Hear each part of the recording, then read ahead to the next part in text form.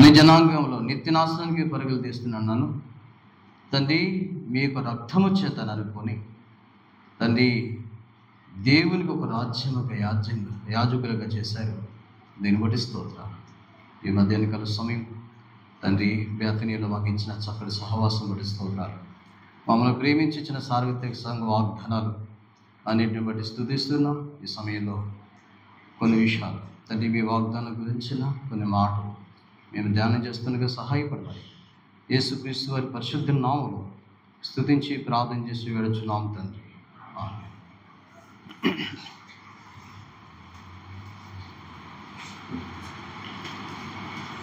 ఈ సమయంలో దేవుని వాక్యం నుంచి మనం చదివిన వాగ్దానాలు మరొకసారి నేను చదువుతాను. మొదటి వాగ్దానం సార్వత్రిక సంఘ వాగ్దానాలుగా మత్తయి సువార్త 28వ అధ్యాయం 20వ వచనాన్ని నేను చదువుతాను. నేను మీకు ఏ ఏ సంగతులను ఆజ్ఞాపించుతున్నో వాటన్నిటినీ గాయకొన వాళ్ళని వారికి బోధించుడి. ఇదిగో నేను యుగ సమాప్తి వరకు సదాకాలం మీతో కూడా ఉన్నానని వారితో చెప్పాను.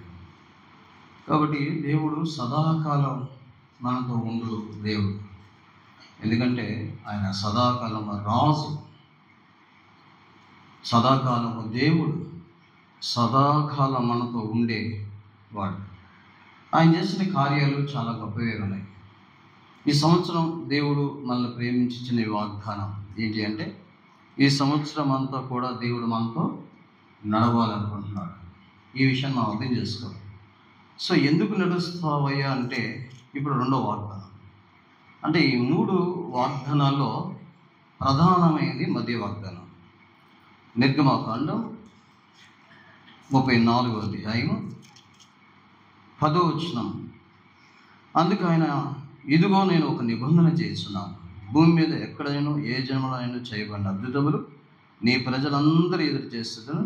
నీవు ఏ ప్రజల నడుమునున్నావో ఆ ప్రజలందరూ యెహోవా కార్యమును చూచెదరు. నేను ఎలా చేయబోనది భయంకరమైనది.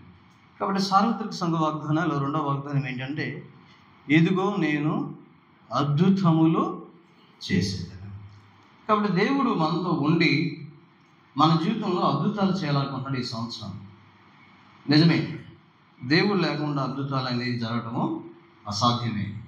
కాబట్టి ప్రభు వ్యక్తిగతంగా, కుటుంబంగా, సంఘంగా, సార్వత్రికంగా కూడా ఈ సంవత్సరాన్ని మనకు తోడుగా ఉండి మన కుటుంబ జీవితాల్లో అయితేనేమి, వ్యక్తిగత జీవితాలు అయితేనేమి, సంఘ జీవితాలు అయితేనేమి, సార్వత్రికంగా ఆయన తన అద్భుతమైన కార్యాలు చేయాలి అని అనుకుంటున్నారు.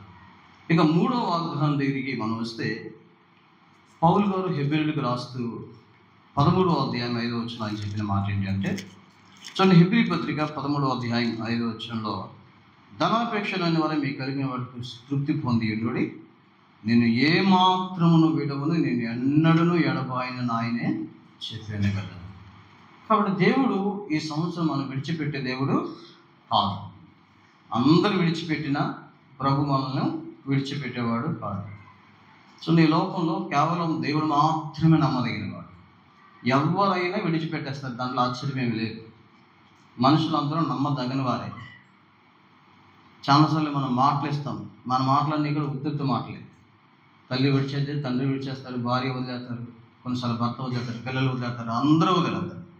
కానీ ఎప్పుడూ నేను వదలని వ్యక్తి ఎవరంటే ఆయన ప్రభు. కాబట్టి ఆయన ఈ సంవత్సరం అద్భుతమైన కార్యాలు జీవితంలో చేసేంత వరకు ఆయన నిన్ను విడువడు, ఎడబాయడు.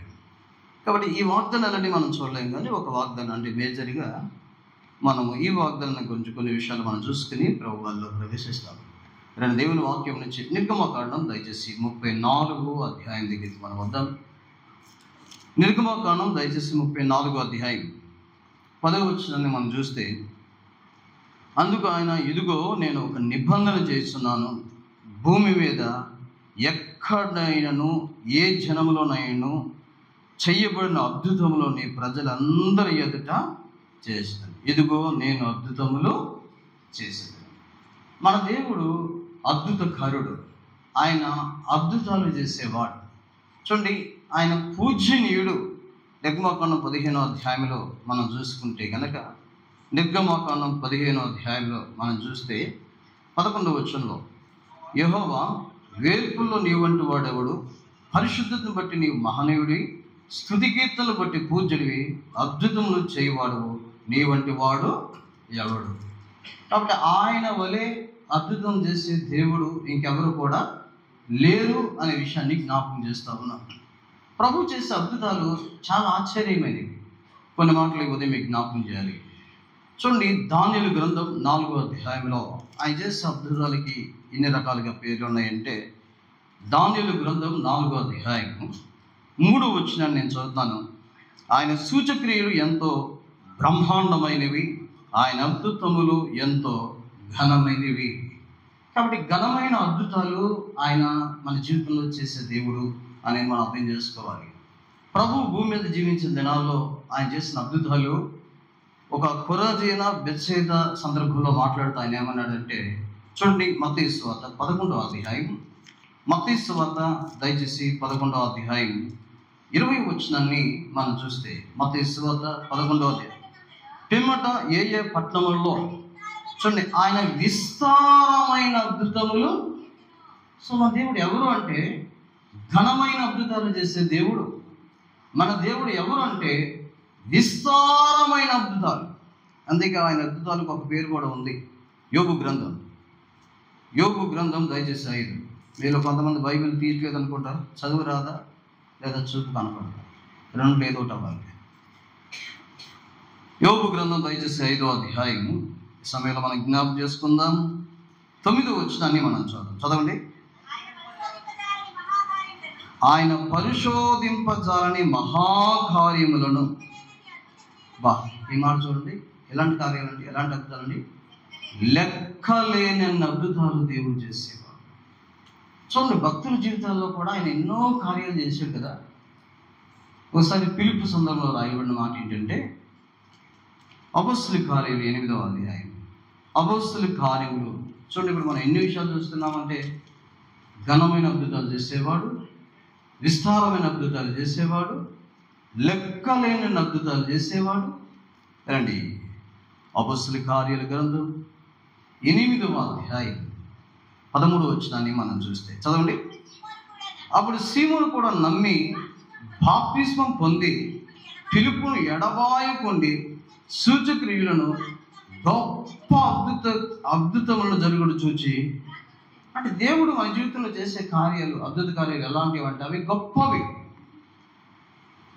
ఫిలిప్పు ద్వారా ఆ దినాల్లో దేవుడు చేసిన కార్యాలు, అద్భుతాలు ఎలాంటివంటే, ఈ సీమోను కూడా ఆశ్చర్యపోతున్నాడు, అంత గొప్ప అద్భుతాలు చేసే దేవుడు. సో మన దేవుడు ఎవరంటే గొప్ప అద్భుతాలు చేస్తాడు, లెక్కలేని అద్భుతాలు చేస్తాడు, విస్తారమైన అద్భుతాలు చేస్తాడు, బ్రహ్మాండమైన లేదా ఘనమైన అద్భుతాలు చేస్తాడు. అంతేనా? పౌలు సందర్భంలో ఒక మాట చెప్పారు, అపోస్తలుల కార్యాలు గ్రంథం దయచేసి 19వ అధ్యాయం, అపోస్తలుల కార్యముల గ్రంథం దయచేసి 19వ అధ్యాయం. బైబిల్ తీయట్లేదు మీరు, వాళ్ళ దగ్గర వెనకాల చూడండి, బైబిల్ తెచ్చి అపోస్తలుల కార్యాలు 19వ అధ్యాయం 11వ వచనం చదవండి. మరియు దేవుడు పౌలు చేత ఏ అద్భుతాలు అని చెప్పండి? విశేషమైన అద్భుతాలు. చూడండి, మన దేవుడు ఎలాంటి వాడు. నిజానికి ఇలాంటి అద్భుతాలు చేసే దేవుడు ఎవరు? అందుకే అద్భుతములు చేయవాడు నీ వంటి వాడు ఎవడునో. దేవుడు చేసే అద్భుతాలు ఎవరు చేయగలరు? లెక్కలేని అద్భుతాలు చేసేవాడు, విస్తారమైన అద్భుతాలు చేస్తాడు, గొప్ప అద్భుతాలు చేస్తాడు, విశేషమైన అద్భుతాలు చేస్తాడంట, ఘనమైన అద్భుత కార్యాలు ఆయన చేస్తాడు. సో దేవుడు అద్భుతాలు చేయాలి అని ఎదురు చూస్తున్నాడు ఈ సంవత్సరం మన జీవితంలో. ఎవరికి వద్దు అద్భుతాలు? మీకు ఎవరికి వద్దు అంటే ఎవరైనా చేతుతారా? అద్భుతాలు ఎవరికి కావాలి అంటే అందరూ చేతుతాం. మా జీవితం అసలు అవసరం లేదు బ్రదర్, అద్భుతాలు అవసరం లేదు బ్రదర్ అన్నాం అనుకోండి, అదొక అద్భుతం. దేవుడు వద్దనుకునే అద్భుతం.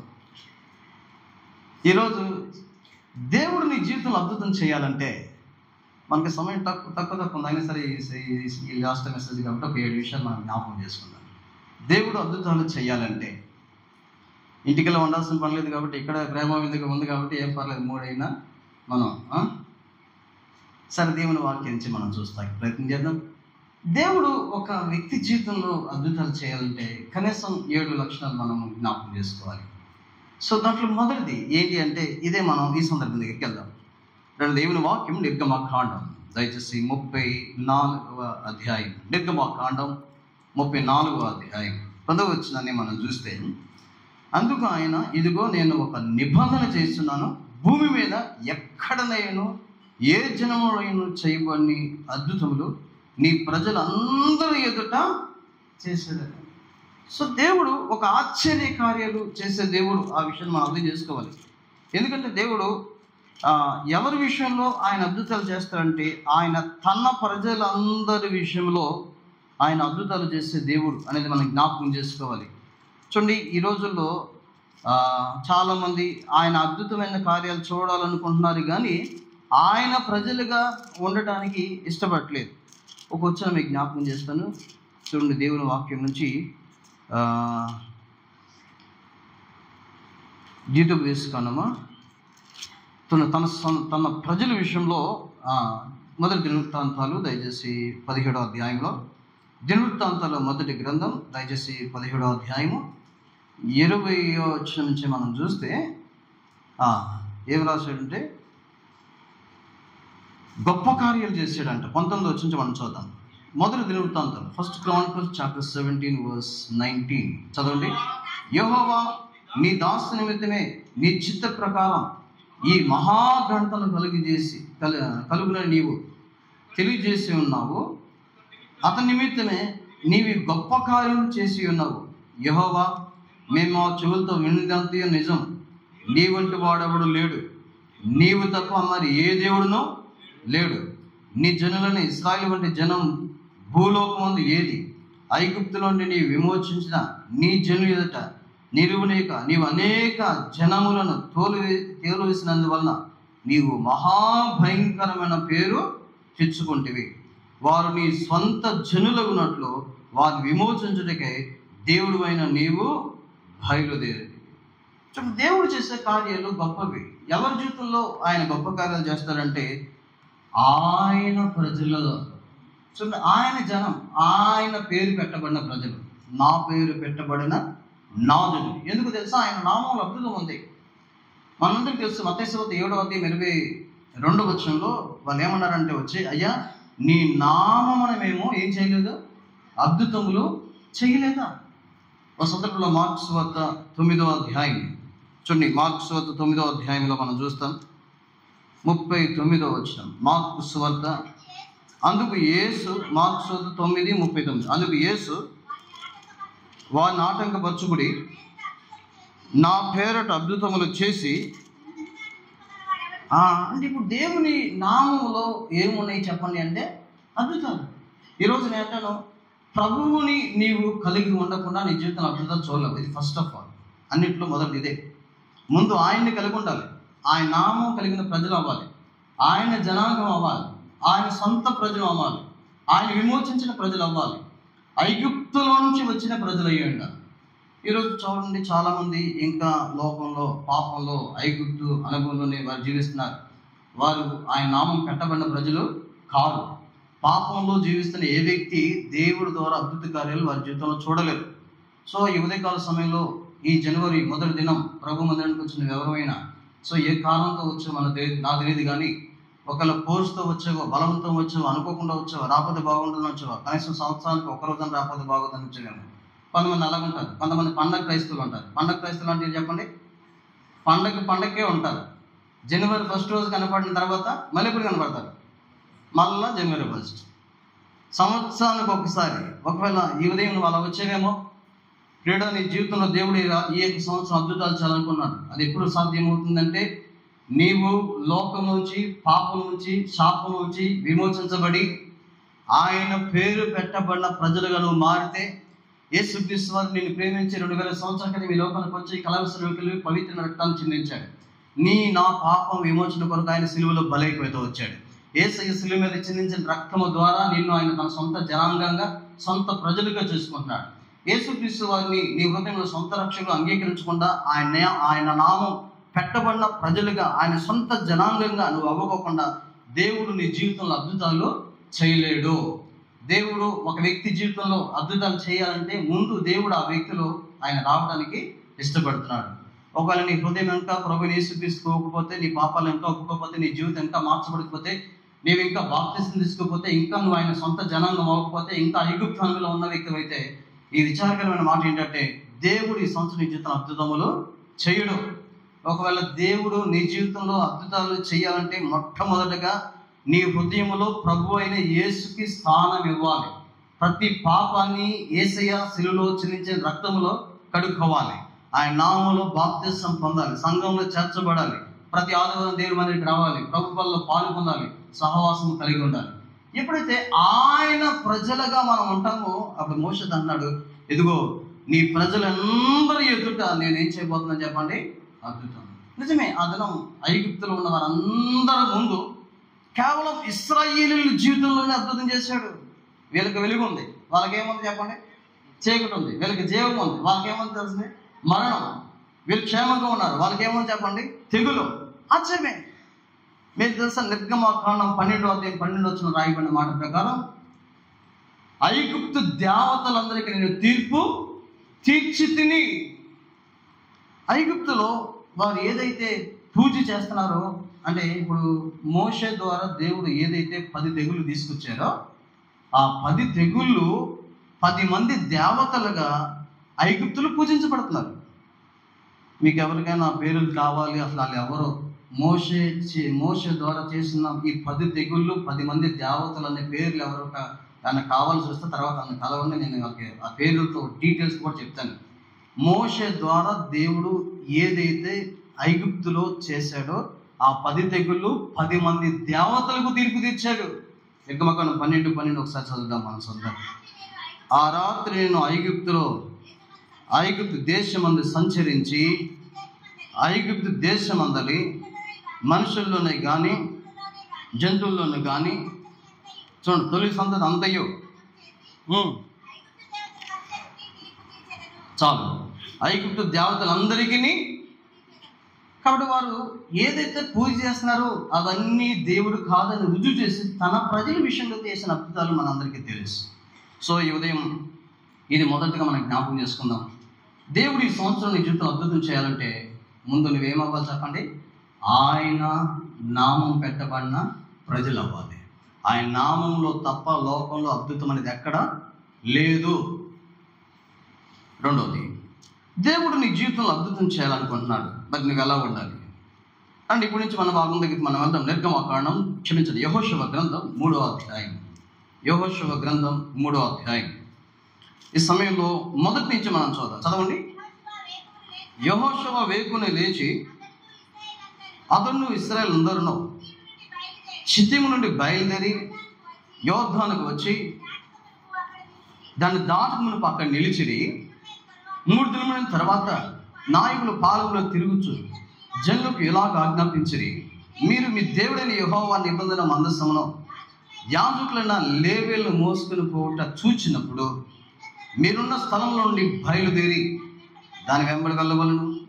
మీకును దానికి దాదాపు 2000 కొలది మూరల ఎడముండవలను. మీరు వెళ్ళు త్రోవ మీరు ఇంతకు ముందు వెళ్ళింది కాదు, మీరు దాన్ని గుర్తుపట్టవలను.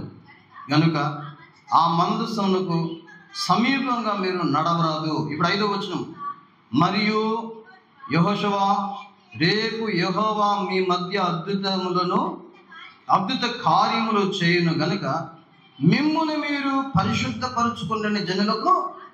సో దేవుడు మన జీవితంలో అద్భుతాలు చేయాలంటే మనలో ఉండాల్సిన 2వ లక్షణం ఏంటి? ఈ సందర్భం మనందరికీ తెలుసు. డైరెక్ట్గా మనం 5వ వచనం ధ్యానం చేస్తాం. మరియు యెహోషువ రేపు యెహోవా మీ మధ్య అద్భుత కార్యములను చేయును గనుక మిమ్మును మీరు ఏం చేయాలి చెప్పండి. దేవుడు నా జీవితం అద్భుతం చేయాలంటే నువ్వు ముందుగా దేవుడికి ప్రతిష్ఠించబడాలి పరిశుద్ధంగా. చూడ, ఒక వ్యక్తిని దేవుడు కోరుకుని ఆ వ్యక్తిని దేవుడు వాడుకోవాలంటే, ఆ వ్యక్తి ద్వారా దేవుడు ఘనమైన కార్యాలు చేయాలంటే ముందు ఆ వ్యక్తిని పరిశుద్ధపరచడం అనేది అవసరం. దేవుడు పాత నిబంధన కానీ కొత్త నిబంధన గ్రంథంలో కానీ ఆయన భక్తుల ద్వారా ఎన్నో అద్భుతాలు చేశాడు. నిజం, దేవుడు చేసే కార్యాలు మనందరం చూస్తున్నాం. అపోస్తలుల పౌలు ద్వారా కానీ భక్తుల జీవితాల ద్వారా కానీ, మన ముందున్న దినాల్లో భక్త్ సింగ్ గారు ఇలాంటి ఎంతోమంది మహానుభావుల ద్వారా ఎంతోమంది అద్భుత కార్యాలు వారి జీవితం మనం చూస్తూ వచ్చాం. మరి ఇప్పుడు ఎందుకు జరగట్లేదు? అప్పుడు జరిగింది ఇప్పుడు ఎందుకు జరగట్లేదు? పాత నిబంధనలో జరిగిన కార్యాలు కొత్త నిబంధనలో జరిగిన కార్యాలు, మనకు ముందు పుట్టి దినాల్లో ఉంటున్న భక్తుల జీవితంలో చేసిన కార్యాలు ఎందుకు మన జీవితంలో జరగట్లేదంటే ఒకటే కారణం ఏంటంటే, దేవుడు మీ జీవితంలో అద్భుతాలు చేయాలంటే మిమ్మల్ని మీరు ఏం చేసుకోవాల్సిందే? పరిశుద్ధపరచుకోవాలి. పరిశుద్ధత లేకుండా ప్రభు నిన్ను వాడుకోలేడు. దేవుని కార్యం నీ జీవితంలో కార్యం చేయలేడు. సో మన పాపానికి మన జీవితంలో ఎప్పుడైతే స్థానం ఇస్తామో దేవుడు నిన్ను వాడుకోలేడో. మన ఇంట్లో ఒక బంగారు పాత్ర ఉన్నప్పటికీ కూడా, మన ఇంట్లో ఒక బంగారు పాత్ర ఉందనుకోండి, అదే సమయంలో మన ఇంట్లో ఒక సత్తి పాత్ర ఉందనుకోండి, సత్తి పాత్రను కడిగి పెట్టుకున్నాం, బంగారు పాత్ర కడిగి పెట్టుకోలేం. మరి టీ దేంట్లో పెట్టుకుంటాం?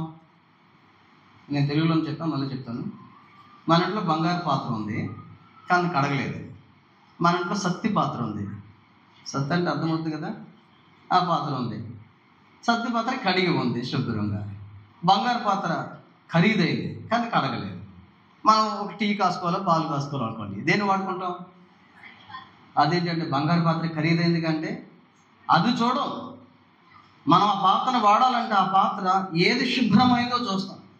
దేవుడు కూడా అంతే. నీ ద్వారా దేవుడు కార్యాలు చేయాలనుకుంటున్నాడు. ఈ సంవత్సరం నిన్ను దేవుడు బహుతరాలకు ఆశీర్వాదంగా మార్చాలనుకున్నాడు. నిన్ను నీ కుటుంబంలోని ఒక గొప్ప స్థానంలోకి తీసుకెళ్లాలనుకున్నాడు. ఆశ్చర్యకార్యాలు నీ ద్వారా చేయాలనుకుంటున్నాడు. అద్భుతాలు చేయాలనుకున్నాడు. అయితే ఫస్ట్ ఆఫ్ ఆల్ దేవుడు నీ ద్వారా చూసేది ఏంటంటే, నీలో ఉన్న టాలెంట్ ఆయన చూడడం. ఒకవేళ మల్టీ టాలెంట్ అంటే అయ్యొచ్చు, కానీ దేవుడికి అది అవసరం లేదు. నువ్వు ఎంతో ఎక్స్పీరియన్స్ అదంతా పక్కన పెట్టు. దేవుడు ఏమంటాడంటే, దేవుడు నిన్ను వాడుకోవాలంటే నీలో ఉన్న యోగ్యతను మాత్రం చూస్తాడు దేవుడు. షీలోహులో ఏలీ లేడా? షీలోహులో సమూయేలుతో మాట్లాడాల్సి వచ్చిందా? ఎస్. దేవుడు ఒక వ్యక్తి ఎక్స్పీరియన్స్ కూడా చూడడం. దేవుడు ఏం చూస్తాడు తెలుసా? యోగ్యత. పరిశుద్ధంగా నువ్వు నీ దేవుడి ముందు కనుక నీ జీవితాన్ని కాపాడుకుంటుంటే దేవుడి సంవత్సరం నేను వాడుకోబోతున్నాడు. దేవుడు నీ జీవితం ఆశ్చర్యం చేయబోతున్నాడు. దేవుడు నీ జీవితంలో అద్భుతాలు చేయబోతున్నాడు. ఇప్పుడు ఇంకోటి గుర్తుపెట్టుకోవాలి, పాపంతో నీకు జోలి ఉంటే, పాపంతో నువ్వు కలిసి ఉంటే నిన్ను దేవుడు వాడుకోడు. నీకు ఎన్ని టాలెంట్లు ఉన్నా సరే దేవుడు నేను వాడుకోడు. ఏమి లేకపోయినా దేవుడికి కావాల్సింది తెలుసా? యోగ్యత, పరిశుద్ధత.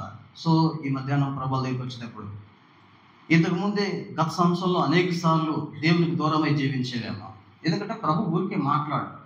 యెషయా గ్రంథం 55వ అధ్యాయం, యెషయా గ్రంథం ఏమాట చూద్దాం.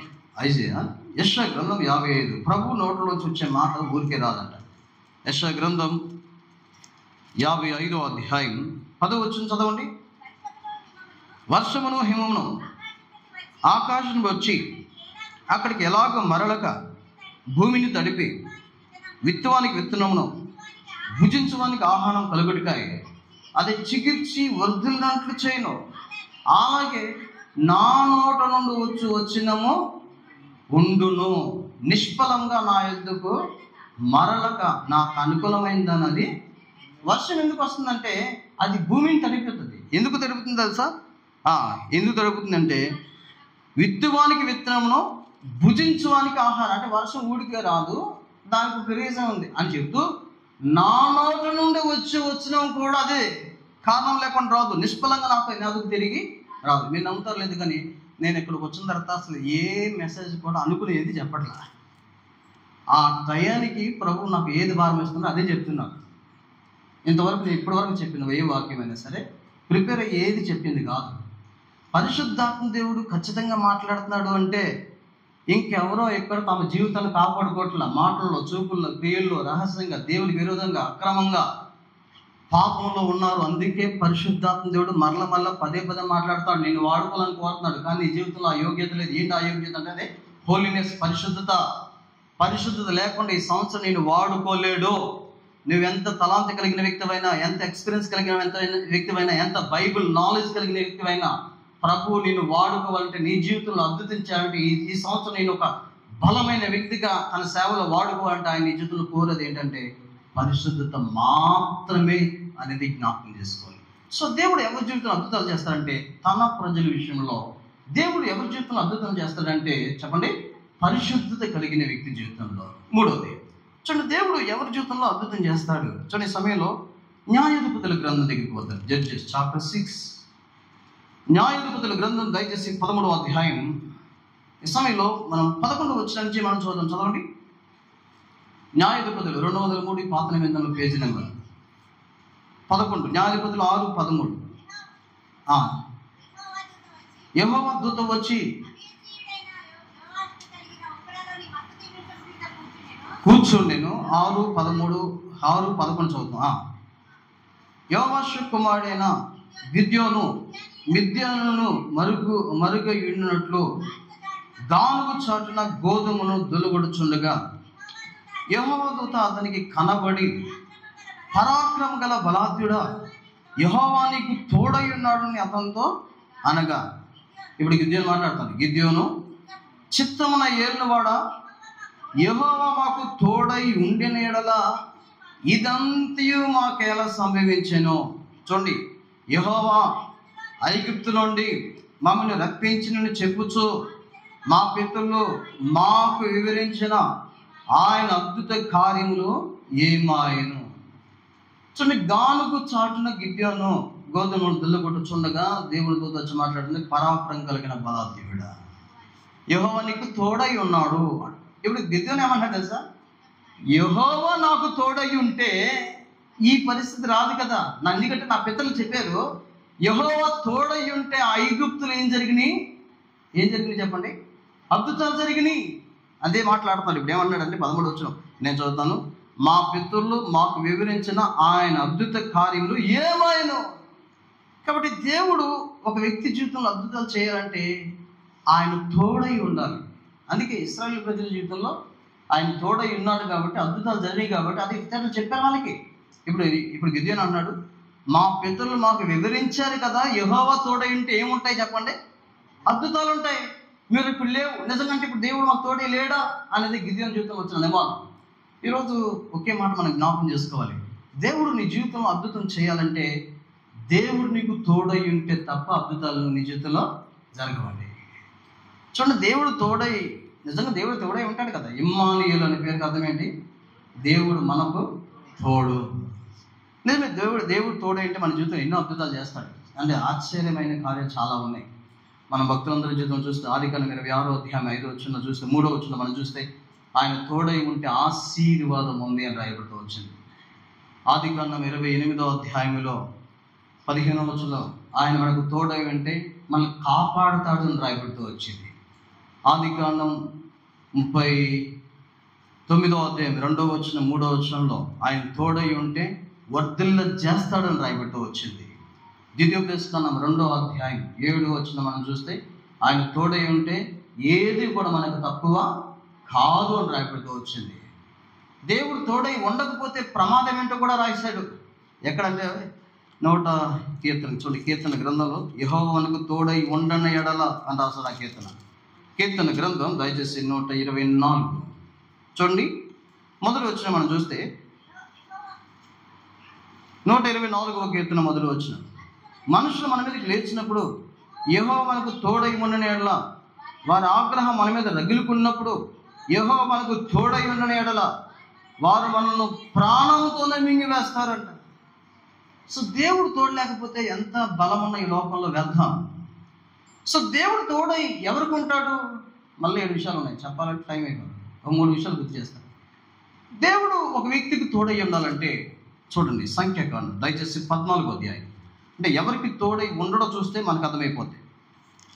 నేను మీకు తోడై ఉంటే తప్ప అన్నాడు. సంఖ్యాకాండం దయచేసి 14వ అధ్యాయం 43లో ఎలా ఉంటే ఆయన నీతో ఉండడో చూడండి. ఒక మాట చూస్తాం. ఏలయనగా అమాలేకులు కనానీయులు మీ మీద చేరి ఉన్నారు, మీరు ఖడ్గము చేత కొలుదురు, మీరు యెహోవాను అనుసరించ మానితిరి కనుక ఇక యెహోవా మీరు తోడై ఉండడు. ఇప్పుడు దేవుని అనుసరిస్తే తోడై ఉంటాడు, అనుసరించిన మానితే తోడై. ఎందుకు అద్భుతాలు జరగట్లేదు మన జీవితంలో అంటే అదే కారణం. దేవుడు నీతో లేడు. ఎందుకు లేడు దేవుడు నీతో? నీ జీవితంలో ఎవరిని అనుసరించట్లేదు చెప్పండి? యెహోవాను అనుసరించట మానేవో. రక్షించబడినప్పుడు, కొత్తగా విమోచించబడినప్పుడు, బాప్తిసం తీసుకున్నప్పుడు మనలో ఉన్న ఆసక్తి కాలక్రమేపీ ఏమైపోతుందని చెప్పండి? తగ్గిపోతాం. ఆసక్తి, ప్రేమ, సమర్పణ, పరిచర్య అన్నీ తగ్గిపోతాం. చూడండి, ప్రభు ఏమన్నా అంటే ఇక్కడ ప్రజలతో అదే మాట్లాడుతానమాట. వీళ్ళని వెళ్ళొద్దంటే వెళ్ళి నష్టపోయారు. ఈ సందర్భాన్ని మీరు తర్వాత వెళ్ళి చదవండి. ఎందుకు ఇలా జరుగుతుందంటే మీరు యెహోవాను అనుసరించుట మానేరు. ప్రభువు నీకు తోడై ఉండే నీ జీవితంలో అద్భుతం చేయాలంటే నువ్వు ఆయన అనుసరించడం మానకూడదు. కష్టం వచ్చినా, నష్టం వచ్చినా, ఇరుకు వచ్చినా, ఇబ్బంది వచ్చినా, వ్యాధి వచ్చినా, బాధ వచ్చినా, ఏ పరిస్థితుల్లో అయినా ప్రభువుని నువ్వు వెంబడించాలి. సో ఇంకో సందర్భం మీకు గుర్తు చేస్తా. దేవుడు తోడై ఉండాలంటే యెహోషువ గ్రంథం 7వ అధ్యాయం. ఇలా ఉంటే తప్ప నేను మీతో రానన్నాడు ఆయన. యెహోషువ గ్రంథం 7వ అధ్యాయం 12 వచనం చదవండి. కాబట్టి ఇశ్రాయేలు శాపగ్రస్తులై తమ శత్రువుల ఎదుట నిలువలేక తమ శత్రువుల ఎదుట వెనుకకు తిరిగిరి. శాపగ్రస్తులైన వారు మీ మధ్య ఉండకుండా మీరు వారిని నిర్మూలన చేస్తే తప్ప నేను మీకు తోడై. దేవుడు తోడై ఉంటేనే అద్భుతం. కానీ యెహోవాను అనుసరించకపోతే ఆయన నీతో ఉండడు. నీ జీవితంలో అద్భుతాలు అందుకే లేవు. కాబట్టి అనుసరిస్తేనే దేవుడు నీతో ఉంటాడు, నీ జీవితంలో అద్భుతం చేస్తాడు. దేవుడు ఎవరికి తోడై ఉండడంటే ఇక్కడ ఇంకోటి చూస్తున్నాం. ఎందుకంటే ఎవరైతే శాపగ్రస్తులుగా ఈ భూమి మీద జీవిస్తారో వాళ్ళతో ఉండడు అంటాడు. శాపగ్రస్తులైన వారు మీ మధ్య నుంచే వెళ్తేనే తప్ప. శాపగ్రస్తులు అంటే మన మైండ్లో ఇంకా తిరిగేస్తుంది చాలా విషయాలు. ఇర్మీయా గ్రంథం 11వ అధ్యాయం 1వ వచనంలో దేవుని ధర్మశాస్త్రాన్ని వినని వాడు శాపగ్రస్తుడు. చదవండి. ఇర్మీయా గ్రంథం 11వ అధ్యాయం 1వ వచనం. యెహోవా యొద్ద నుండి ఇర్మీయాకు ప్రత్యక్షమైన వాక్కు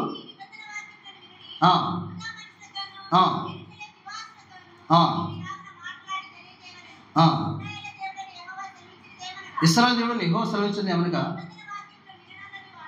ఈ నిబంధన వాక్యం వెళ్ళనల్లని వాడు. సో అందుకే శాపగ్రస్తులు అవుతారు చాలా మంది. ప్రభు వాళ్ళతో ఉండట్లేదు, వాళ్ళతో రావట్లేదు. దేవుని వాక్యం అంటే వాళ్ళకి ఆసక్తి లేదు, వాక్యం చదవట్లేదు, వాక్యాన్ని ధ్యానించట్లేదు, వాక్యం కోసం జీవించట్లేదు, వాక్యాన్ని పఠించట్లేదు. ఇంకా మనం ఎంత బాధగ్రస్తులం అంటే బైబిల్ వాక్యం చెప్పేటప్పుడు కూడా తీయలేదు. చూడండి ఎంత శాపగ్రస్తులం అంటే యెహోవా మాట వినకపోతే వాడు ఏమవుతాడు చెప్పండి? శాపగ్రస్తుడే. సో అందుకే దేవుడు నీతో రాట్లా, నీతో ఉండట్లా, నీతో ఆయన ప్రయాణం చేయలేకపోతాడు. నీ జీవితంలో వాక్యానికి ప్రథమ స్థానం లేదు, అన్నిటికీ స్థానం ఉంటుంది. మన చూడండి మన ఫంక్షన్ ఎలా ఉంటాయంటే 5-6 లక్షలు ఖర్చు పెడతాం, పెద్ద పెద్ద ఫంక్షన్ హాల్ బుక్ చేస్తాం, మొత్తం అంతా బాగుంటుంది. లాస్ట్ పాస్ గారు టైంకి వచ్చేప్పటికి స్లిప్ పంపిస్తారు, నా దయచేసి దూర ప్రాంతం చూసి 10 నిమిషాలు ముగించున్నాను. దేనికి ప్రాధాన్యత ఇస్తామని చెప్పండి? పాటలకు ప్రాధాన్యత, డెకరేషన్కి ప్రాధాన్యత, భోజనానికి ప్రాధాన్యత, అన్నిటికీ ప్రాధాన్యత. దేనికి ప్రాధాన్యత ఇవ్వమని చెప్పండి? వాక్యానికి. ప్రభు మనతో ఉండాలంటే, అసలు మనం శాపగ్రస్తులుగా మారకుండా ఉండాలంటే వాక్యానికి ప్రథమ స్థానం ఇవ్వాలి. చూడండి ఇంకా చాలా విషయాలు. 48వ అధ్యాయం ఇర్మీయా గ్రంథం 10వ వచనం చదవండి. 48:10 మనం చూస్తాం. జెరెమియా ఎవరు శాపగ్రస్తులు అయ్యారు? యెహోవా కార్యమును. సో అందుకే దేవుడితో ఉన్నాడు. శాపగ్రస్తులు అవడం రెండో కార్యం ఏంటి తెలుసా? యెహోవా కార్యాన్ని మన జీవితంలో ఏం చేస్తానని చెప్పండి? అశ్రద్ధగా. సో దేవుడు అందుకే నీతో రాడు, నీ జీవితం అర్థం జరగట్లేదు. శాపగ్రస్తమైనది మీలో పోతే తప్ప నేను మీతో రాను, మీతో ఉంటే తప్ప మీలో అద్భుతం జరగదు. ఇప్పుడు శాపగ్రస్తమైంది ఏంటి? ఆయన మాట వినకపోవడం శాపగ్రస్తమైంది. శాపగ్రస్తమైంది ఏంటి? ఆయన కార్యాలు అశ్రద్ధగా చేయటం కూడా. దేవుడి పని చేయటం ఆశ ఉండాలండి, ఆసక్తి ఉండాలి. ఎవరో చెప్తే చేసేది కాదు, నీకు అది ఆశ పుట్టాలి. కొంతమంది ఎలాగంటే చెయ్యాలి కాబట్టి చేస్తారు దేవుడి పని. అలా చేస్తే శాపగ్రస్తులు అవుతావు. బైబిల్ చెప్తున్న మాట కాదు. అందుకే దేవుడు మనల్ని ప్రేమించి మనకు అప్పగించిన ఏ బాధ్యత అయినప్పటికీ కూడా మనము శక్తి లోపము లేకుండా ఒక దినం ప్రభు ముందు మనం నిలబడినప్పుడు అక్కర్లేని పని వారికి మనము నిలబడాలి. ఒకరోజు ప్రభు మనల్ని అనాలి, ఫల నమ్మకమైన మంచి దాసుడా, ఇదిగో ఈ కొంచెంలో నీవు నమ్మకంగా. అందుకే చూడండి మన జీవితంలో దేవుని పనికి చాలా ప్రాధాన్యత ఇవ్వాలి. ఒకవేళ దేవుని కార్యాలు అశ్రద్ధగా చేస్తే శాపగ్రస్తం అయితే దేవుడు మనతో రాడు. దేవుడు మనతో రాకపోతే మన జీవితంలో ఏం జరగవు చెప్పండి? అద్భుతాలు జరగవు. ఇక మలాకీ గ్రంథం 3వ అధ్యాయం 8వ వచనంలో శాపగ్రస్తులు అవడానికి ఇంకొక కారణం కూడా చూసి మనం ముందుకెళ్దాం. మలాకీ గ్రంథం 3వ అధ్యాయం 8వ వచనం చదవండి. అందరికీ తెలిసిన మాట, ఆకలిస్తుంది అనుకుంటా, శ్లోకం చేస్తున్నారు, చదవండి. మానవుడు దేవుని యొక్క దొంగులున అయితే మీరు నా యొక్క దొంగిలుదురు. అయ్యా దేని విషయంలో మీ దొంగతనం చేసామంటున్నారు. మీరు అందరూ 10వ భాగమును ప్రతిష్ఠితార్పణములను నాకీక దొంగిలి తిరిగి ఈ జనులందరూ నా యొక్క దొంగిలుచే ఉన్నారు. ఎందుకు శాపగ్రస్తులు అయ్యారంటే, సో దేవుడికి ఇవ్వాల్సిన భాగాన్ని ఎక్కడ పెట్టాం చెప్పండి? హెచ్డి. మనం ఏంటంటే మనకు అందరికి తెలుసు, స్టేట్ బ్యాంక్లో దొంగతనం జరిగింది తెలుసు, ఇండియన్ బ్యాంక్లో దొంగతనం జరిగిందని తెలుసు, దేవుడి దగ్గర దొంగతనం జరుగుతుందంట. ఆయన అన్నాడు, మీరు నా ఇప్పుడు ఒకవేళ ఈ మధ్యాహ్నం దొంగలు వచ్చారన్న, కొంతమంది దొంగలు ఉంటారు. ఎక్కడ దొంగతనం? స్టేట్ బ్యాంకులో కాదు, ఇండియన్ బ్యాంకులో కాదు, ఇంకా ఆ బ్యాంకులో కాదు. ఏ బ్యాంకులో చెప్పండి? దేవుడి దగ్గర దొంగతనం చేస్తారంటే మరి వీళ్ళంతా ధైర్యం అంటే దేవుడు భాగం దేవునికి ఇవ్వకుండా జీవించే జీవితం శాపగ్రస్తమైంది. అందుకే చూడండి, మనం కనుక దేవుడు భాగాన్ని ఆపితే, నువ్వు 100 రూపాయలు ఆపితే 50 రూపాయలు పోతాయి. ఒకసారి తిమోతిలో ఒకటి చెప్పాడు. ఒక ఆయన 5 రూపాయల కాయిన్ పోగొట్టుకున్నాడు. ఇప్పుడు కాదు, ఫస్ట్ వచ్చిన 5 రూపాయల కాయిన్ వచ్చిన ఆ రోజుల్లో 5 రూపీస్ కాయిన్ పోగొట్టుకుంటే దానికోసం చాలా వెతికి సాయంత్రంగా దిగులు పడ్డాడు. హాస్పిటల్కి తీసుకెళ్తే 105 రూపాయలు టానిక్ పెట్టాల్సి వచ్చింది. డాక్టర్ గారు చెప్పాడంట, ఖచ్చితంగా ఇప్పుడు నువ్వు రికవర్ అవ్వాలంటే, నువ్వు కోల్పోయిన శక్తి తిరిగి సంపాదించుకోవాలంటే ఇప్పుడు ఎంత పెట్టాలి? 105 రూపాయల టానిక్ సెలైన్ పెట్టాలని చెప్పాడంట. పోగొట్టుకుంటూ బతికాయి. చూడండి, మన జీవితంలో కూడా దేవుడికి వస్తున్న భాగాన్ని మనం కనుక పట్టుకుంటే నీకు 10 రకాలుగా పోయే అవకాశం ఉంది. సో దేవుడు నీతో రావాలంటే శాపగ్రస్తమైంది ఉండకూడదు. సరే, ముందుకు వెళ్ళిపోతుందండి, మనకు చాలా టైం అయిపోతుంది. మొదటిది, దేవుడు అద్భుతం చేయాలంటే ఆయన ప్రజలు అవ్వాలి. రెండవది, దేవుడు అద్భుతం చేయాలంటే ఏం చెప్పండి? పరిశుద్ధులుగా జీవించాలి. మూడవది, దేవుడు అద్భుతం చేయాలంటే దేవుడు తోడై ఉండాలి. నాలుగవది, దేవుడు అద్భుతం చేయాలంటే రెండు దేవుని మహాపరిశుద్ధ గ్రంథం మత్తయి సువార్త 13వ అధ్యాయం దగ్గరికి వద్దాం. మత్తయి సువార్త 13వ అధ్యాయం 58వ వచనాన్ని మనం చదువుదాం. వారి అవిశ్వాసమును బట్టి ఆయన అక్కడ అనేకమైన అద్భుతములను చేయలేదు. అంటే ఇప్పుడు దేవుడు అద్భుతం చేయాలంటే అక్కడ ఏముండాలి చెప్పండి? విశ్వాసం. అందుకే చూడండి, నమ్మితే దేవుడు ఏమైనా చేస్తాను నీ జీవితంలో, నమ్మితే చాలు. నేను అబ్రహాము 90 సంవత్సరాలు, అంటే 99 సంవత్సరాలు వయసున్నప్పుడు ఆయన తిరిగి గర్భం ఇవ్వటానికి శక్తి దేన్ని బట్టి వచ్చింది? సారా 90 సంవత్సరాల వయసులో ఆమె మళ్ళీ తిరిగి తన దేహం మృతతుల్యం అయిపోయిందని తెలిసినప్పటికీ కూడా తిరిగి ఎలా గర్భం ధరించిందంటే నమ్మిందంతే. నువ్వు నమ్మితే దేవుడు ఏమైనా చేస్తాడు. నాకు బాగా నచ్చిన వాక్యం ఏంటంటే హెబ్రీ పత్రిక 11వ అధ్యాయం 8వ వచనం. హెబ్రీయులకు రాసిన పత్రిక 11వ అధ్యాయం 8వ వచనం చదవండి. అబ్రహాము పిలువబడినప్పుడు విశ్వాసమును బట్టి ఆ పిలుపునికి లోబడి తాను స్వాస్థ్యంగా పొందనయ్యున్న ఆ ప్రదేశములకు బయలు వెళ్ళను. తాను ఎక్కడికి వెళ్ళవల్ల అది ఎరుగక. ఈ మాట ఆశ్చర్యం ఉందా? ఆశ్చర్యం అనిపించదా మీకు? లాస్ట్ లైన్ ఏంటి? తాను ఎక్కడికి బయలుదేరాలనో అది ఎరుగక. ఆదికాండం 12 మొదటి వచనం 2వ వచనం మీరు చూస్తే, అబ్రహామా నేను నీకు చూపించు దేశం అన్నాడా, చూపించిన దేశం అన్నాడా? చూపించాడా? అబ్రహాం బయలుదేరినప్పుడు ఎలా బయలుదేరాడు? ఓన్లీ విశ్వాసం. బహుశా పొద్దున్నే స్నానం చేసాడేమో, తెల్లవారుజామున లేచాడేమో, స్నానం చేసాడేమో, బట్టలు చదువుకున్నాడేమో, గబగబా బయలుదేరుతాడు. వాళ్ళ భార్య బయటకు వచ్చిందేమో, ఎదురుపడి అడుగుంటుంది, నా యజమాని ఎక్కడికి వెళ్తామని అడుగుంటుంది. ఏం చెప్పుకుంటాడు? ఏ ఊరు వెళ్తున్నావు? అబ్రహాం తెలుసా? నాకు తెలియదు అని అంటాడు. ఏ ఊరు వెళ్తావు తెలియదా? తెలియదు. ఏ దిక్కు వెళ్తాం? తెలియదు. ఏ బస్సు ఎక్కాలి? తెలియదు. ఎక్కడికి వెళ్ళాలో కూడా తెలియకుండా బయలుదేరటమే విశ్వాసం. అందుకని నిరీక్షణకు ఆధారము లేనప్పుడు అబ్రహాము దేవుని నమ్మాడో అది విశ్వాసం. మనకి ఎన్ని ఆధారాలు ఉన్నాయి, ఎన్ని చరిత్రలు ఉన్నాయి, ఎన్ని స్టోరీలు ఉన్నాయి మనకి బైబిల్లో, ఎన్ని చరిత్రలు మనకు కళ్ళ ముందు ఉన్నాయి, ఎంతమంది భక్తుల చరిత్రలు ఉన్నాయి మనకు. కానీ మనం నమ్మట్లా. దేవుడు నీ జీవితంలో అద్భుతాలు ఎందుకు చేయట్లేదంటే నువ్వు నమ్మట్లేదు, అందుకే అద్భుతాలు చేయట్లేదు. ఒక ఆమె పాస్టర్ గారికి స్వీట్స్ తీసుకొచ్చిందంట. జనవరి 1 కాదు. ఎందుకమ్మా స్వీట్ తీసుకొచ్చామంటే, అన్నా నేను అనుకున్నాను అసలు నిజంగా ఈ 2025లో మా భర్త మారడానికి మారాడన్నా నిజంగా అందుకే నాకు స్వీట్స్ ఎందుకు తేవాలనుకున్న కళాకంద స్వీట్స్ తీసుకొచ్చాను. తీసుకున్నాను. పాస్టర్ గారు ప్రార్థన చేసి ఓపెన్ చేసి నోట్లో పెట్టే టైంలో గేట్ సౌండ్ వచ్చింది, డబ్బేళ్ళు తన్నారట. ఎవరంటే అలా ఆయన తాగొచ్చు. అప్పుడు ఆమె ఏమంటుందంటే, నాకు ముందే తెలుసు అసలు ఈయన మారడని. నేను ముందే అనుకున్నా ఈడెట్ట మారుతాడు. నువ్వు నమ్మట్లేదు కాబట్టి నీ భర్త మారలా, నువ్వు నమ్మట్లేదు కాబట్టి నీ రోగం పోలా, నువ్వు నమ్మట్లేదు కాబట్టి నీ గర్భం తెరలా, నువ్వు నమ్మట్లేదు కాబట్టి నీ వివాహం జరగల, నువ్వు నమ్మట్లేదు కాబట్టి నీ ఎప్పులు తీరలా, నువ్వు నమ్మట్లేదు కాబట్టి నీ జీవితం అద్భుతాలు జరగట్లేదు. బైబిల్ రాకుంది, నమ్ముట నీ వల్ల అయితే నమ్మవానికి. అబ్రహాంతో దేవుడు ఏమంటే, అసలు నాకు అసాధ్యమైంది ఏదైనా కలదా. చూడండి, ఇర్మియా గ్రంథం 32వ అధ్యాయం 12వ వచనం మనం చూస్తే, ఇర్మియా గ్రంథం దయచేసి 32వ అధ్యాయం ఏం రాశాడు అక్కడ, ఆ అధ్యాయంలో 2 వచనాలు చాలా బాగుంటాయి. ఇర్మియా గ్రంథం దయచేసి 32వ అధ్యాయం 26వ వచనం చదవండి. 26వ వచనము, యెహోవా వాక్కు ఇర్మియాకు ప్రత్యక్షమై ఇలాగ సెలవిచ్చును, నేను యెహోవాను, సర్వ శరీరులకు దేవుడును, నాకు అసాధ్యం ఏదైనా ఉండున్నా. ఇదే అధ్యాయంలో మనం చూస్తే 17వ వచనం, యెహోవా ప్రభువా, సైన్యములకు అధిపతిగా యెహోవా అను పేరు వహించువాడ, సూర్యుడ, మహాదేవ, నీ అధిక బలము చేతను, చాచిన బాహు చేతను భూమి ఆకాశము సృజించుదివి, నీకు అసాధ్యమైనది ఏదైనా. దేవుడికి అసాధ్యమైనది ఏది లేదండి. మీరు దేవుడిని ఎప్పుడు కూడా పరిమితి చేయదు. దేవుడికి చేయలేడు, దేవుడు చేయలేడు అని ఎప్పుడు అనుకోకండి. దేవుడికి అసాధ్యమైనది ఏది లేదు అంతే. ఆయన ఏమైనా చేయగలడో. శూన్యంలోంచి సృష్టిని తీసుకొచ్చిన దేవుడు.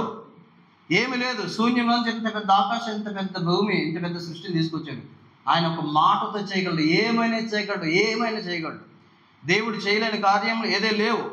దేవుడు బాగు చేయలేని రోగం ఏది లేదు. దేవుడు మార్చలేని వ్యక్తి ఎవరు కూడా లేదు. దేవునికి అసాధ్యమైంది ఏది లేదు. నువ్వు నమ్మట్లేదు కాబట్టి ఇన్ని సంవత్సరాలు జీవితంలో జరగట్లేదు.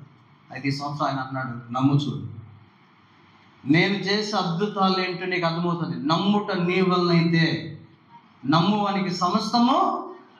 యేసుప్రభువు వారు అద్భుతాలు చేసిన ప్రతిసారి ఒక పదాన్ని వాడాడు, మీరు గమనించలేదు. మత్తయి, మార్కు, లూకా, యోహాను సువార్తల్లో యేసుప్రభువు వారు అద్భుతాలు చేసిన ప్రతిసారి ఆయన ఒక మాట వాడాడు. ఏంటి తెలుసా? కుమారి, నీ విశ్వాసం చొప్పున నీకు, నీ విశ్వాసం చొప్పున నువ్వు నమ్మితే దేవుడు ఏమైనా చేయగలడో.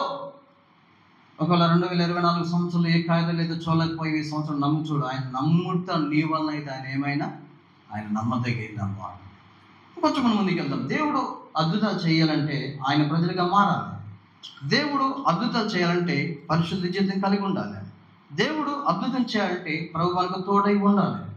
ప్రభు మన జీవితం అద్భుతం చేయాలంటే మన జీవితం ఏమన్నా చెప్పండి, విశ్వాసం. గల్తీయులకు రాసిన పత్రిక 3వ అధ్యాయం. దేవుడు అద్భుతాలు చేయాలంటే ఈ సందర్భం కూడా మనకు అవసరమే. గలీషియన్స్ చాప్టర్ 3, గల్తీయులకు రాసిన పత్రిక దయచేసి 3వ అధ్యాయం. ఈ సమయంలో మనం జ్ఞాపకం చేసుకుంటే 5వ వచనాన్ని మనం చదవండి. ఆత్మను మీకు అనుగ్రహించి మీలో అద్భుతములు చేయించువాడు. చాలు, ఆత్మను మీలో అనుగ్రహించి ఏం చేస్తారు చెప్పండి. అందుకే మనందరికీ తెలుసు కదా, జకర్యా గ్రంథంలో 4వ అధ్యాయంలో ఒక మాట కూడా, ఒక వాగ్దానం కూడా ఉంది. జకర్యా గ్రంథం దయచేసి 4వ అధ్యాయం జెరుబ్బాబెలుతో మాట్లాడే సందర్భం ఇది. 6-7 వచనాలు చదవండి. అప్పుడు అతను నాతో ఇట్లనెను, జెరుబ్బాబెలుకు ప్రత్యక్షమైన యెహోవాకు ఇదే, శక్తి చేతనైనను బలము చేతనైనా కాక నా ఆత్మ చేతనే ఇది జరుగును. సో ఆత్మ కార్యాలు ఏంటి తెలుసా? కొరింథీయులకు రాసిన మొదటి పత్రిక దయచేసి 1 కొరింథీ చాప్టర్ 12వ అధ్యాయం. కొరింథీయులకు రాసిన మొదటి పత్రిక 12వ అధ్యాయం 9వ వచనం చదవండి. మొదటి కొరింథీ పత్రిక 12:9, మరి ఒకనికి ఆ ఆత్మ వలన విశ్వాసమును, మరి ఒకనికి ఆ ఒక్క ఆత్మ వలన స్వస్థపరచు వరములను, మరి ఒకనికి అద్భుత కార్యములు చేయు శక్తిని. అలాగే మొదటి కొరింథీ 12వ అధ్యాయం 28వ వచనం మనం చూస్తే, మరియు దేవుడు సంఘములో మొదట కొందరిని అపోస్తలుగాను, కొందరిని ప్రవక్తలుగాను, కొందరిని బోధకులుగాను, అటు పిమ్మట కొందరిని అద్భుతములు చేయవారుగాను. దేవుని ఆత్మ కార్యం మన జీవితంలో అద్భుతాలు చేస్తుంది. చూడండి, ఈరోజు చాలామంది జీవితంలో దేవుని ఆత్మకు తమను తాము అప్పగించుకోవట్లేదు. చూడండి, ఆత్మ మనం నడిపిస్తుందా? పరిశుద్ధాత్మ నన్ను నడిపిస్తుందా? చాలామందికి అసలు ఆత్మ నడిపింపండి నేను కూడా తెలియదు. ప్రభు నన్ను వెళ్ళమన్నాడా, ప్రభు నన్ను ఉండమన్నాడా, ప్రభు నన్ను చేయమన్నాడా, అది మనకు అర్థం కావాలి. రోమపత్రిక 8:14 వచ్చిన రాయబడిన మాట ఏంటి తెలుసా? రోమ 8:14 చదవండి. రోగులకు రాసిన పత్రిక. దేవుని ఆత్మ చేత ఎందరో నడిపింపబడుదురో వారందరూ దేవుని కుమారులు. నిజం, దేవుడు ఆత్మ మనం నడిపించాలి. దేవుడు ఆత్మ స్వాధీనకు మనం వినాలి. ఆత్మ పొందుకోవడం కాదు, ఆత్మతో నింపబడటం అవసరం. చూడండి, ఈరోజు పరిశుద్ధాత్మ స్వాధీనంలోకి నిన్ను నువ్వుగా అప్పగించుకున్నప్పుడే దేవుడు ఆత్మ ద్వారా కార్యాలు చేస్తాడు నీ జీవితంలో. చూడండి, ఆత్మ సిద్ధపాటు, ఆత్మ నడిపింపు వేరు. అది మాకు అది ఎక్స్పీరియన్స్ అనుభవించిన వారికి అది అర్థమవుతాం. యేసు యొక్క ఆత్మ వారిని వెళ్ళనీయలేదు అని రాయబడింది. చూసారా మాట? అపొస్తలుల కార్యాల గ్రంథం, అపొస్తలుల కార్యముల గ్రంథం 16వ అధ్యాయం 7వ వచనం. యేసు యొక్క ఆత్మ వారిని ఎంత నడిపింపండి. పరిశుద్ధాత్మ స్వాధీనంలోకి వాళ్ళు వచ్చేసారు. అందుకే ఆత్మ ద్వారా వారు నడిపించబడతారు. దేవుడు ఆత్మను నీలో అనుగ్రహించి ఆయన అద్భుతాలు చేయాలనుకున్నాడు. ఈ సంవత్సరం నువ్వు నీ జీవితంలో అద్భుత కార్యాలు చూడాలంటే ఎవరి స్వాధీనంలోకి వెళ్ళాలి చెప్పండి? పరిశుద్ధాత్మ స్వాధీనం. అప్పుడు ఆయన చిత్తానుసారంగా చేస్తాడంట. హెబ్రీ పత్రిక దయచేసి చూడండి, 2వ అధ్యాయం. హెబ్రీ రాసిన పత్రిక 2వ అధ్యాయం 4వ వచనం నేను చదువుతాను. అట్టి రక్షణ ప్రభు బోధించుట చేత ఆరంభమై 4వ వచనం. దేవుడు తన చిత్తానుసారంగా సూచక్రియలను, మహత్కార్యములను, నానా విధమైన అద్భుతముల చేతను. దేవుని ఆత్మలోనికి, ఆత్మ స్వాధీనంలోకి రావాలి, ఆత్మ నడిపింపులకు రావాలి, ఆత్మ చెప్పింది నువ్వు వినాలి, పరిశుద్ధాత్మ నిన్ను నడిపించాలి, ఆత్మ స్వాధీనంలోకి నువ్వు రావాలి. చూడండి, ఈరోజు చాలామంది పరిశుద్ధాత్మ స్వాధీనంలోకి రావట్లా. సొంత ఆలోచన, సొంత జ్ఞానం, సొంత నడిపింపు నీ జీవితాన్ని పాడు చేస్తాయి. అందుకే నీవు ఇన్ని సంవత్సరాలు నీ జీవితంలో దేవుని కార్యాలు చూడలేకపోయావు. ఒకవేళ ముగించండి, టైం అయిపోయింది. నీ జీవితంలో దేవుడు చేసే అద్భుతాలు చూడాలంటే 5 విషయాలు గుర్తుపెట్టుకోండి. 1, ఏం చేయాలి చెప్పండి?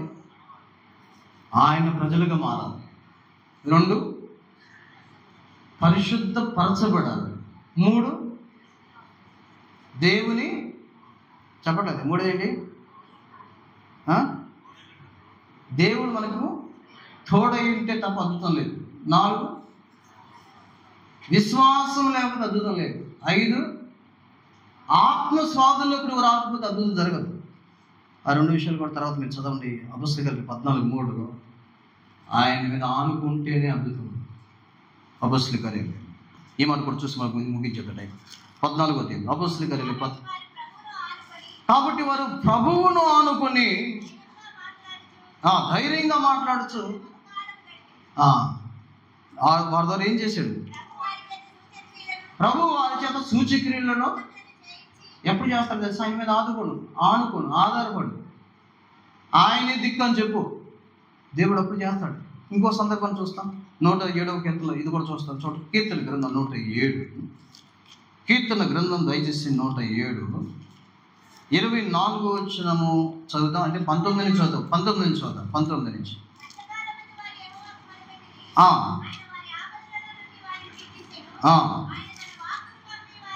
అలా కిందకు చదువుకుంటూ వచ్చేస్తే, అంటే వారు దేవుడికి మొరపెట్టినప్పుడు దేవుడు చేసే కార్యాలు చాలా ఉన్నాయి, మనం అన్నీ చూడలేము. కానీ 24 వచ్చినప్పుడు చదవండి. యెహోవా కార్యములను, సముద్రంలో ఆయన చెయ్యి అద్భుతములను వారు ఎవరు చూశారు? ఎవరి జీవితం జరిగిందంటే ఎవరైతే దేవునికి మొరపెడుతున్నారో. ప్రార్థన చాలా ఇంపార్టెంట్. దేవుడు నీ జీవితంలో అద్భుతం చేయాలంటే నీ జీవితంలో ఉండాల్సిన క్వాలిటీ, శ్రేష్టమైన లక్ష్యం ఏంటి తెలుసా? ప్రేయర్. పరిస్థితులకు భయపడకూడదు. శ్రమలను మనం కుంగినప్పుడు ఏమైపోతాం చెప్పండి? చేతగానం మనం అయిపోతాం. ఎటువంటి పరిస్థితులు అయినా నువ్వు ప్రభువుని అడిగితే, ప్రభువుని అడిగి చూడు, ప్రభు ప్రార్థన చేసి చూడు, ప్రభుని అడిగి చూడు, ప్రభు చేసే కార్యాలన్నీ నీకు అర్థమవుతాయి. బైబిల్ గ్రంథంలో మీరు ఏ సందర్భమైనా తీసుకోండి, ప్రభువుని అడిగినప్పుడు లేనివి కూడా జరిగినాయి. అన్న ప్రతి సంవత్సరం ఈ శిలోహ మందిరానికి వచ్చి ప్రార్థన చేస్తానే ఉంది. గర్భం మూయబడింది. ఇశ్రాయేలు అవమానం ఉంది, నిందతో బాధపడుతుంది, చాలా కోపంతో బాధపడుతుంది. దేవుని సన్నిధికి వచ్చి అడిగింది.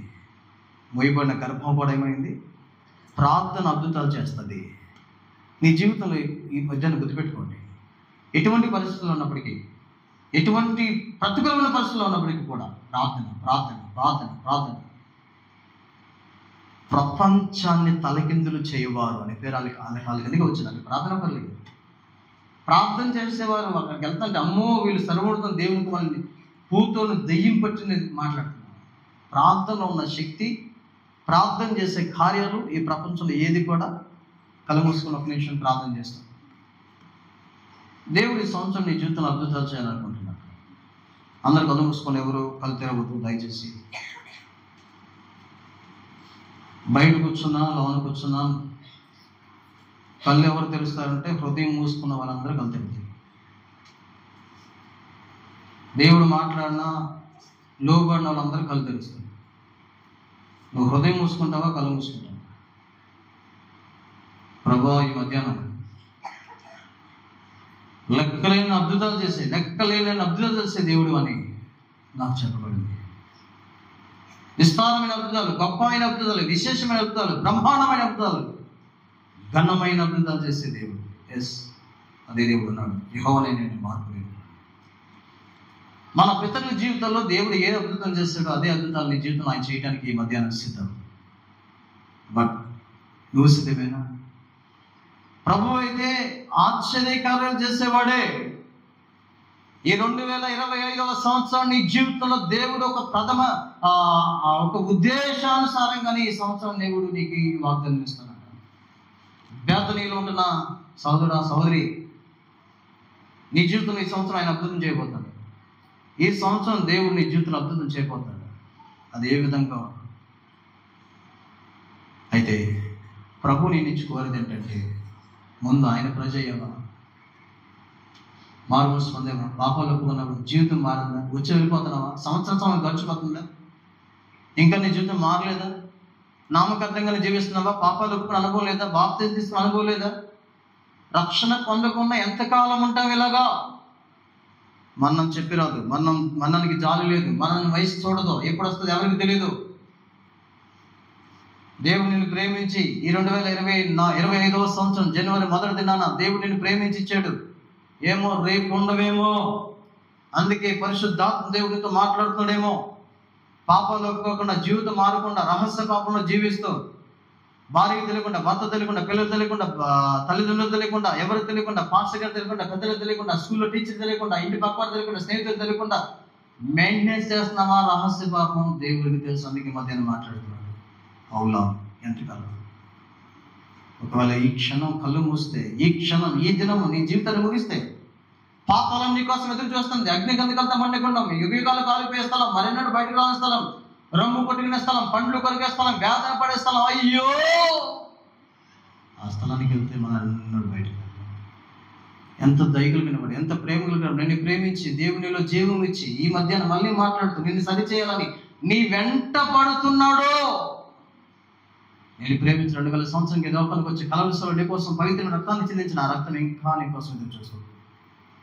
ఆ ప్రేమ కలిగిన దేవుడు ఇంకా చేతులతో పిలుస్తున్నాడు. ఎంతకాలం ఇలా ఉంటావు? ఆయన ప్రజలు అయిపోతే దేవుడు ఈ సంవత్సరం ఇలా అద్భుతం చేయాలనుకుంటున్నాడు.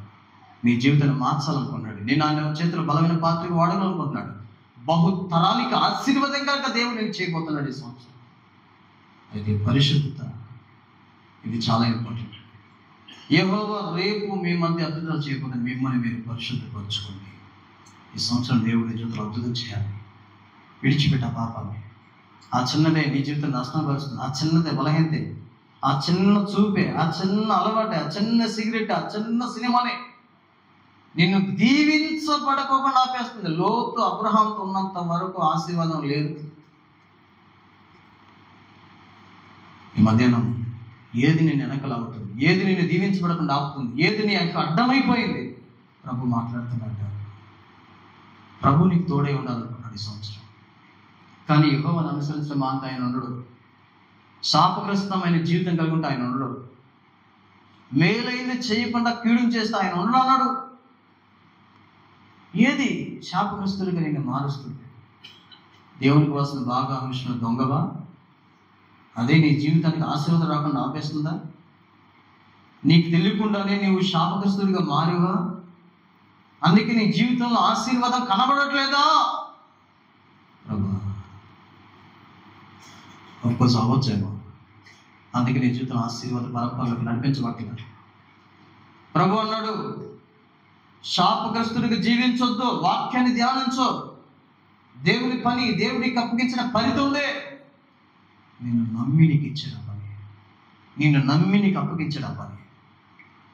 ప్రభు ముందు నమ్మకస్తుడిగా జీవించగలవా?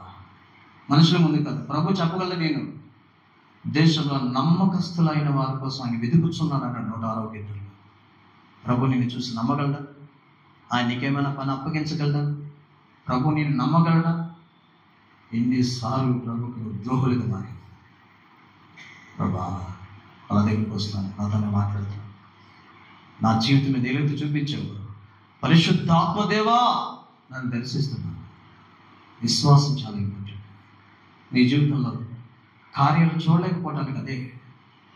ఎప్పుడో నువ్వు నమ్మట్లా, ప్రభువు మీద ఆధారపట్ల. నీ రోగం పోదనుకుని ఎవరు చెప్పారు రోగం పోదని? ఎవరు చెప్పారు పెళ్ళి అవుదని? ఎవరు చెప్పారు ఇల్లు కట్టలేవని? ఎవరు చెప్పారు అప్పులు పోవని? ఎవరు చెప్పారు భర్త మారడని? ఎవరు చెప్పారు భార్య మారదని? ఎవరు చెప్పారు ఉద్యోగం రాదని?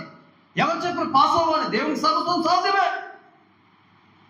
దేవుడు నమ్ముట నీ వల్లైతే ఈ మధ్య నీ జీవితం అద్భుతాలు చేయబోతున్నాను. ప్రభుకు అప్పగించుకో. ప్రభుకు చెప్పు, నీ జీవితాన్ని అప్పగించు. ప్రభా, అన్నిసార్లు నేను నమ్మలేకపోతున్నా, ఇది నా అల్ప విశ్వాసం. ప్రభా, నన్ను చూపించు. ఆ చిన్నవాడి తండ్రి అల్ప విశ్వాసం కూడా కదా, అయ్యో ప్రభా, నాకు అపనమ్మకం ఉండకుండా సహాయపడు. ఈ మధ్యాహ్నం వల్ల చెప్పగలవు, ప్రభా నేను నమ్మలేదు అందుకే నా భర్త మారి, నేను నమ్మలు అందుకే నా భార్య మారి, నేను నమ్మలు అందుకే నా తల్లిదండ్రులు మారి, నేను నమ్మలు అందుకే రోగపాల, నేను నమ్మలు అందుకే ఉద్యోగం రాదు, నేను నమ్మల అందుకే నా జీవితంలో ఆగిపోయింది. నమ్ముతున్నాను ఇప్పుడు. నమ్మితే నమ్మితే నమ్మితే నమ్మితే ఈ సంవత్సరం దేవుడు అద్భుతాలు చేయబోతున్నాడు. ఆయన మీద ఆనుకోదు, ఆయన ఆత్మకు అప్పగించుకో, ఆయనకు ప్రార్థన చేయి. ప్రభువు నీ మొరవిని దేవుడు, నీ కన్నీటిని తుడిచే దేవుడు, నీ జీవితాన్ని తారుమారు చేయగలిగిన దేవుడు, సర్వశక్తుడు. ఆయన శక్తి అపరిమితమైనది, ఏమైనా చేయగలడు. ప్రభువు చెప్పు, యథార్థం గొప్ప. ప్రభు దగ్గరికి వస్తున్నాం, ఇంతకు ముందు ఇలా లేవు. ఒక చక్కటి తీర్మానం ఈ జీవితం ఈ సంవత్సరం అంతా నీకు ఉండిపోవాలి. ఈ సంవత్సరం ఆయన నీ జీవితం అద్భుతాలు చేయడానికి సిద్ధం. మరి నీవు సిద్ధమైన